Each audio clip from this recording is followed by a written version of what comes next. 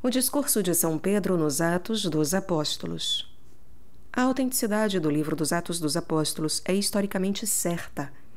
Ela é admitida não somente por todos os críticos católicos e pelos protestantes conservadores, mas por muitos racionalistas, como Renan, Reuss, Harnack, etc., que atribuem todo esse livro a São Lucas, companheiro de São Paulo.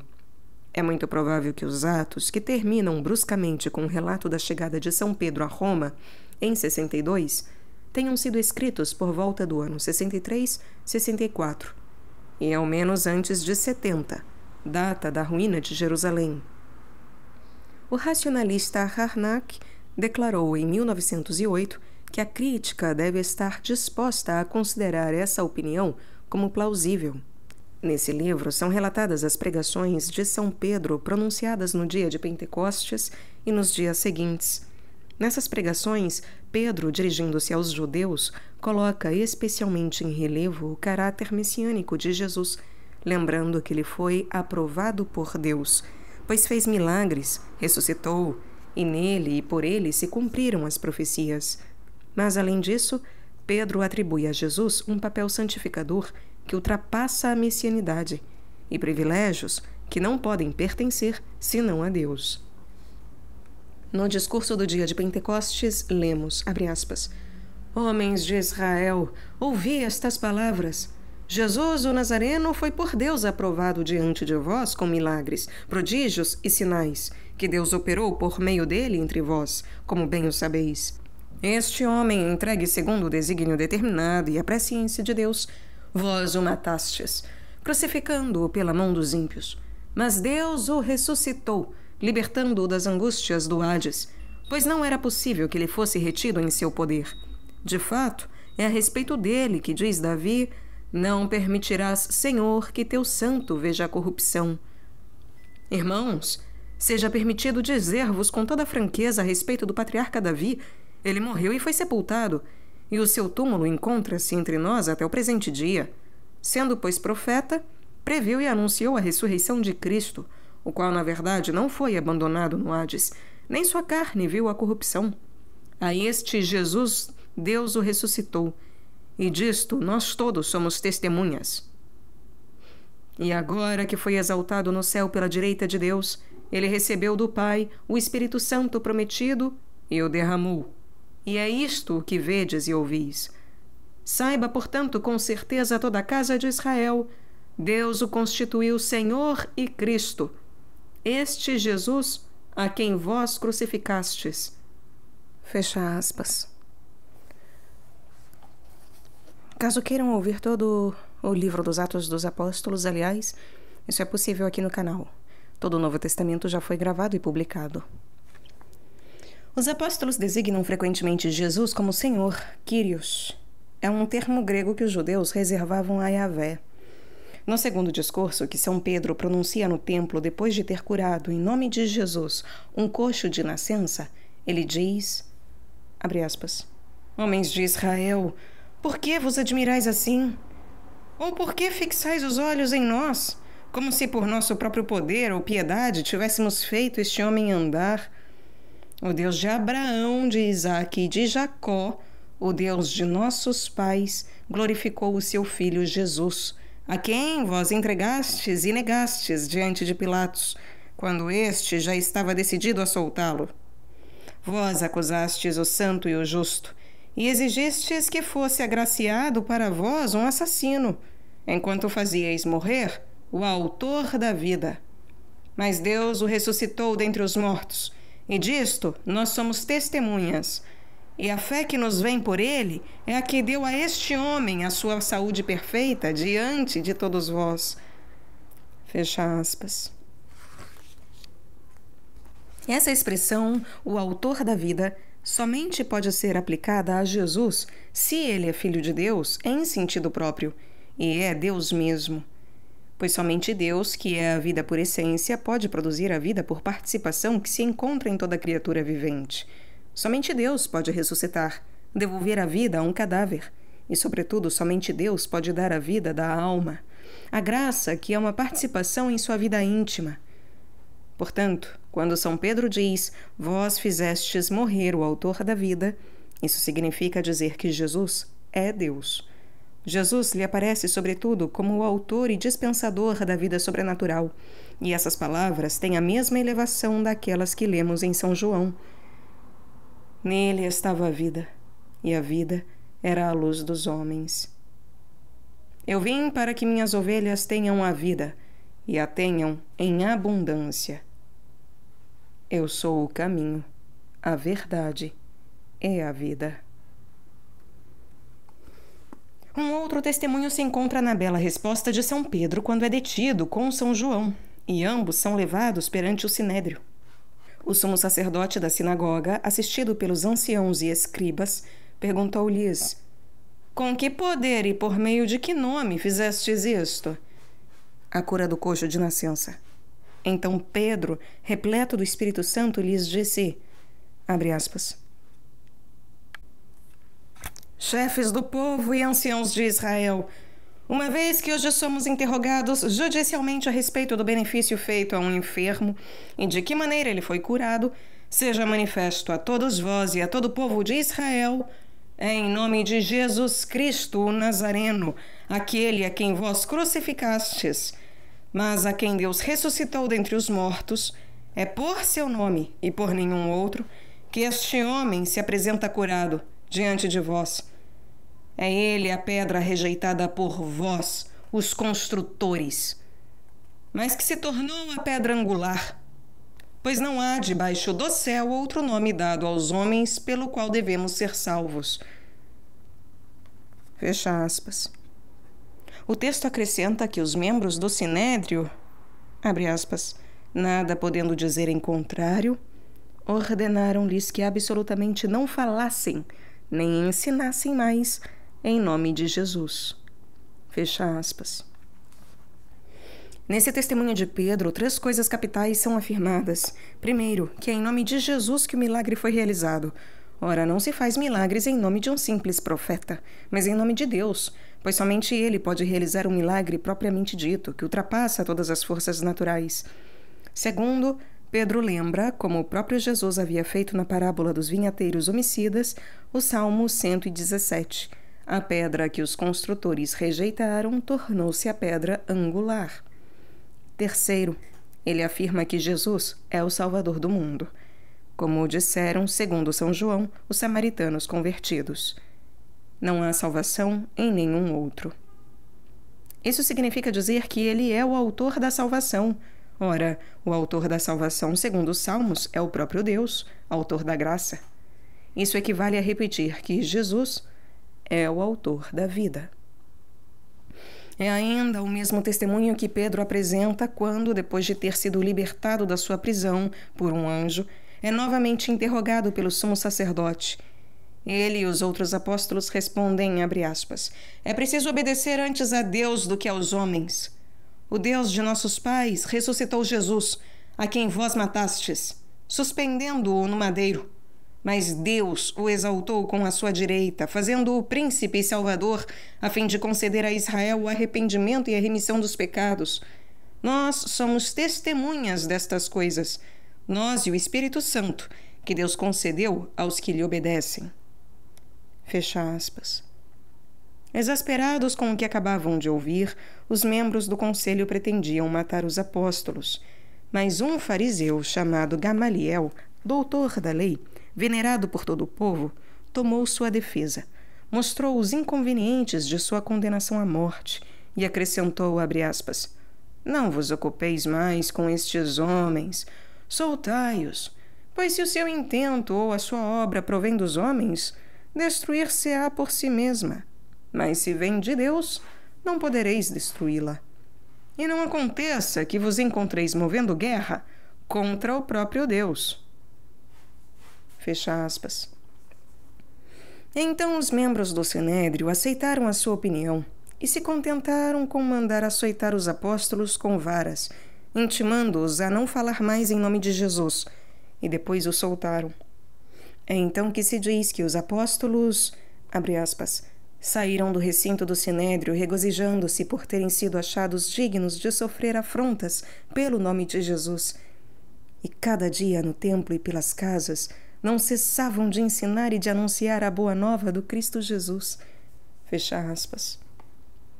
No primeiro concílio de Jerusalém, Pedro, para mostrar que não se devia obrigar os gentios que se convertiam a observar a lei de Moisés, mas somente o Evangelho, levantou-se e disse, abre aspas, irmãos, vós sabeis que desde os primeiros dias aprouve a Deus entre vós que por minha boca ouvissem os gentios a palavra da boa nova e abraçassem a fé. Ora, o conhecedor dos corações, que é Deus, deu testemunho em favor deles, concedendo-lhes o Espírito Santo, assim como a nós. Ele não fez distinção alguma entre nós e eles, purificando seus corações pela fé. Por que, então, tentais agora a Deus, impondo ao pescoço dos discípulos um jugo que nem nossos pais nem nós mesmos podemos suportar? Ao contrário, é pela graça do Senhor Jesus que nós cremos ser salvos, da mesma forma como também eles. Fecha aspas.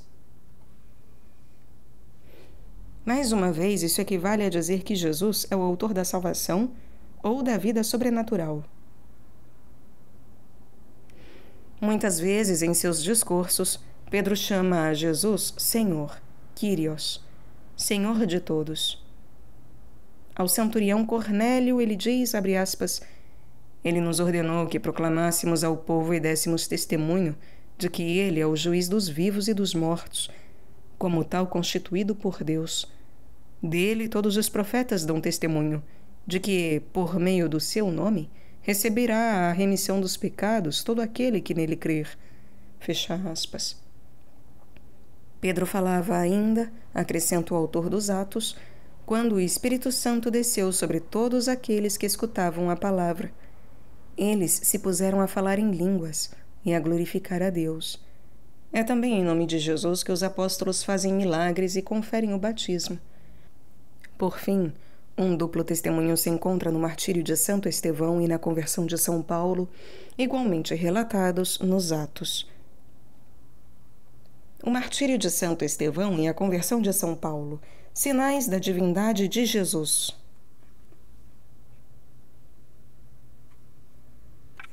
No relato do martírio de Santo Estevão lemos, abre aspas, Estevão, repleto do Espírito Santo, fitou os olhos no céu e viu a glória de Jesus, e Jesus de pé à direita de Deus, e disse, eu vejo os céus abertos, e o Filho do Homem de pé à direita de Deus.